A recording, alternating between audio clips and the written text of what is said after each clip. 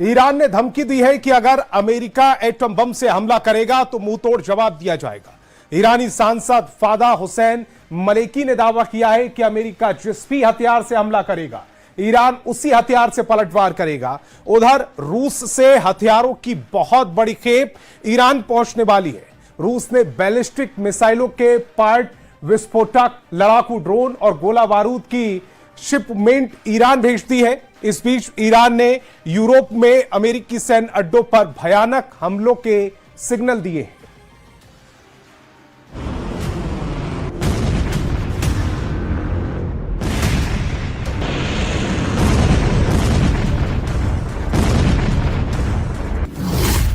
युद्ध के सीन से इजराइल आउट हुआ तो यूएई की एंट्री हो गई है। खाड़ी युद्ध में ट्रंप के साइलेंट होते ही पुतिन ने बड़ा गेम कर दिया है। यह युद्ध हर दिन नए मोड़ ले रहा है। जहां कभी अमेरिका हावी था, वहां अब ईरान अपनी मनमानी कर रहा है। ईरान ने धमकी दी है कि ट्रंप ने 12 दिन के युद्ध के बाद बार बार धोखा दिया है, उसे अब ईरान बर्दाश्त नहीं करने वाला। رو جلو ببره ولی یک سری اصول ثابت داره سیاست خارجی ما که هر دولتی سعی میکنه اونها رو به جلو ببره. در دولت آیت ट्रंप का खतरनाक जंगी बेड़ा ईरान की तरफ तेजी से बढ़ रहा है। यूएसएस जॉर्ज वॉशिंगटन के डेक से तनातन जंगी जेट उड़ रहे हैं। ये वॉर ट्रेलर अमेरिका ने संयुक्त अरब अमीरात पर मिसाइल हमले के बाद रिलीज किया है। ट्रंप फोर्स का इस वक्त दिमाग बहुत ज्यादा खराब हो रखा है। जंगी बेड़ों से टेक ऑफ करते जंगी जेट की आग ट्रंप के गुस्से को बयां कर रही है, क्योंकि ईरान की तरफ से मिल रहे चैलेंज का कोई जवाब अमेरिकी सेना नहीं दे पा रही है।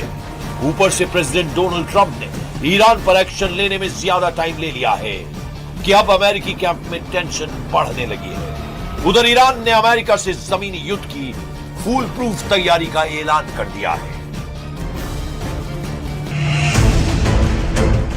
आईआरजीसी राजनीतिक ब्यूरो के चीफ ब्रिगेडियर जनरल यदुल्लाह जवानी ने ऐलान किया है कि उनकी सेनाएं अमेरिका से ग्राउंड पर टकराने के लिए रेडी हैं। आईआरजीसी प्रवक्ता हुसैन महब्बी ने अमेरिका और उसके सहयोगी खाड़ी देशों के बुनियादी ढांचों जैसे एनर्जी नेटवर्क, पावर प्लांट और इंटरनेट से जुड़े सिस्टम को ईरान का अगला टारगेट बताया है। खाड़ी देशों को धमकी देने के साथ ही ईरान ने अपने खेमे में आने का न्योता भी दे दिया है। در جنگ رمضان قدرت مقاومت ایران را درک کردند. مقاومت در عراق هم یکی از عناصر قدرت این کشور است. با گذشت سالها گفتمان مقاومت ईरान वॉर टीम को बड़ी बना रहा है, सुपर सॉलिड बना रहा है। ईरान के लिए फिलहाल विन विन सिचुएशन बनी हुई है, क्योंकि प्रेसिडेंट पुतिन भी अब खाड़ी युद्ध को लेकर सीरियस हो गए हैं। ईरान को अमेरिका से टकराने के लिए जितना गोला बारूद चाहिए उसका इंतजाम पुतिन ने कर दिया है। रूस कैस्पियन सागर के रास्ते ईरान को विस्फोटक, ड्रोन के पार्ट्स और गोला बारूद भेज रहा है। एनबीसी न्यूज को मिले यूरोपीय सरकार के गुप्त दस्तावेजों के मुताबिक हथियार सप्लाई की डिटेल पता चली है। एनबीसी को मिले यूरोपीय सरकार के एक आधिकारिक दस्तावेज से पुष्टि हुई है कि हथियार शिपमेंट्स में टीएनटी, ड्रोन के पार्ट्स और गोला बारूद शामिल हैं।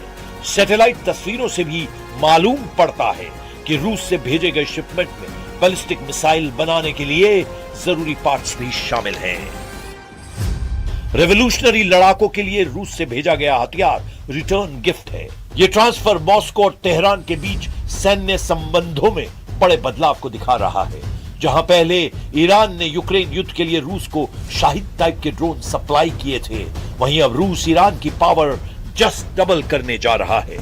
ईरान के पास लड़ाकू ड्रोन का अच्छा खासा भंडार है। अब रूस की मदद से ईरानी मिसाइल के गोदाम भी फुल हो जाएंगे। इसके बाद ईरान को रोक पाना अमेरिका के लिए मुश्किल हो जाएगा। ईरान हथियारों का इंतजाम करने के साथ इमोशनल कार्ड भी आजमाने लगा है। इसका सिग्नल कासिम सुलेमानी की कब्र पर पहुंचे ईरानी संसद के स्पीकर गालिबाफ ने दिया है। गालिबाफ मुस्लिम देशों को एक साथ मिलाकर अमेरिका से हिसाब लेने के लिए उकसा रहे हैं। به عنوان کانون اصلی جبهه باطل زمانی که دید نمیتواند جلو تقویت و گسترش جبهه مقاومت را بگیرد، 2 تن از مردان بزرگ جبهه حق را ترور کرد. ईरान की स्ट्रेटेजी बहुत तगड़ी है। ईरान अब दुबई जैसे हाई प्रोफाइल शहरों को टारगेट करने की धमकी दे रहा है। उधर ट्रंप फोर्स को जॉर्डन में मिले झटके से उबर पाना मुश्किल हो रहा है। वॉल स्ट्रीट जर्नल के मुताबिक जॉर्डन में जिस तरीके से ईरान ने अमेरिकी सैन्य ठिकानों पर सटीक हमला किया है, उससे अमेरिका हैरान है। अमेरिका को लग रहा था कि चीन के इनपुट से ईरान ने हमला किया है, लेकिन अब इस्लामिक रेवोल्यूशनरी गार्ड्स ने दावा किया है कि जॉर्डन के अंदर से उन्हें मदद मिली है। वहीं जॉर्डन ईरान के दावे पर टोटल साइलेंट हो गया है, जबकि ईरान में अमेरिका की पिटाई पर जबरदस्त जोश दिखाई दे रहा है। तेहरान की गलियों में बैनर पोस्टर के जरिए डोनाल्ड ट्रंप को हराने का ऐलान किया जा रहा है। तेहरान में बैनर पर ट्रंप का माखौल उड़ाने वाली तस्वीरें दिखाई जा रही हैं, जिसमें उनके दिए गए नारे के चीथड़े उड़ाए गए हैं। एक तरफ ईरान अमेरिका पर दबाव बनाने का कोई मौका नहीं छोड़ रहा है, तो दूसरी ओर कुछ अमेरिकी अधिकारियों के दावों से भी ट्रंप का हौसला पस्त हो सकता है।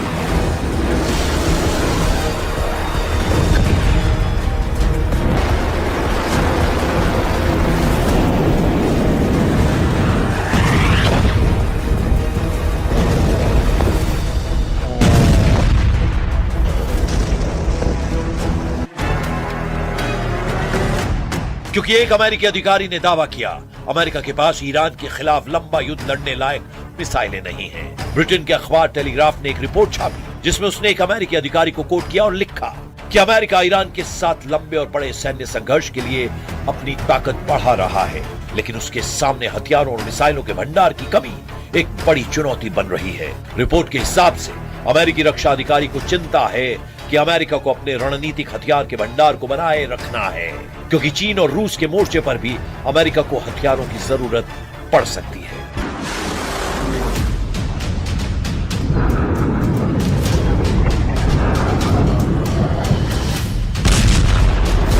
यानी ट्रंप के पास अब 2 रास्ते हैं। पहला ये कि वो ईरान में अमेरिका की फौज उतारकर सबसे खौफनाक हमले शुरू कर और मुझ पर कंट्रोल करने वाला बफर जोन बनाए। दूसरा रास्ता है कि वो ईरान के आगे सरेंडर करके युद्ध से भागने का रास्ता निकाल ले, क्योंकि ईरान अब अमेरिका को बख्शने वाला नहीं है। ईरान किसी को नहीं छोड़ेगा।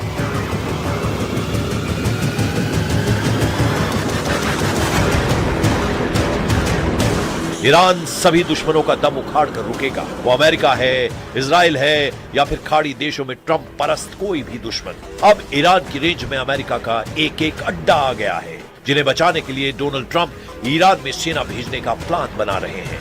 मकसद हॉर्मुज के करीब बफर जोन बनाना है, जिससे ईरान तेल के जहाजों को निशाना न बना पाए। साथ ही अमेरिका ने अगर ईरान की जमीन पर कब्जा जमाया तो ईरान की लाइफलाइन कट सकती है।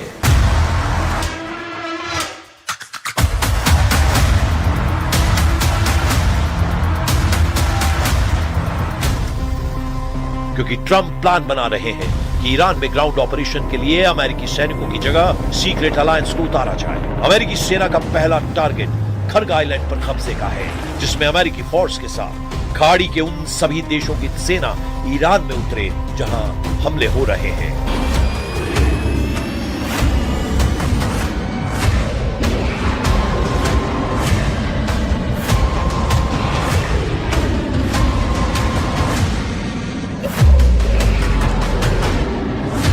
मगर इस मिशन में अमेरिका के साथ क्या हो सकता है, उसका नफा नुकसान तौला जा रहा है। ईरान के खर्ग और खुजिस्तान आइलैंड ट्रंप की पहला जमीनी हमला झेल सकते हैं, इसलिए इनके बारे में बहुत जरूरी बातें समझ लीजिए।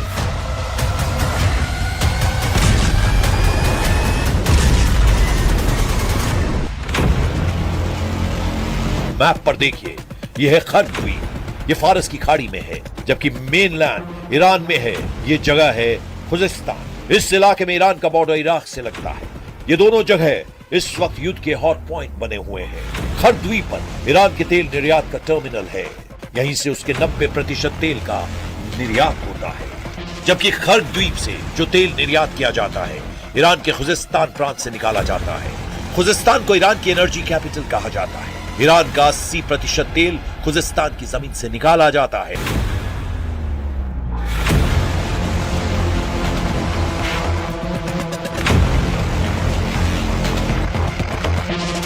जाहिर है ईरान अपने पावर हाउस को बचाने के लिए पूरी ताकत झोंक देगा। ईरान की ग्राउंड फोर्स को ट्रंप हल्के में नहीं ले सकते। ईरान की फौज 6.5 लाख है। इसके अलावा पैरा मिलिट्री फोर्स 2.5 लाख के बराबर है, जबकि ईरान में एक्टिव बसेस फोर्स 20 लाख तक हो सकती है।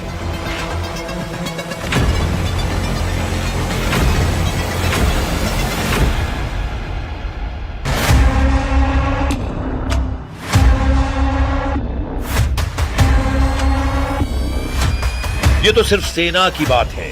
ईरान के 9 करोड़ लोग अमेरिका से युद्ध का ऐलान कर रहे हैं। हालांकि ये तक हकीकत है कि अमेरिका युद्ध में जीते बिना मैदान से हटता नहीं। अगर अमेरिका जीत से दूर होता है तो दुश्मन देश को ही तबाह कर डालता है। सुपर पावर से दुश्मनी मोल लेकर खाड़ी में कई मुल्कों का नक्शा बिगड़ चुका है।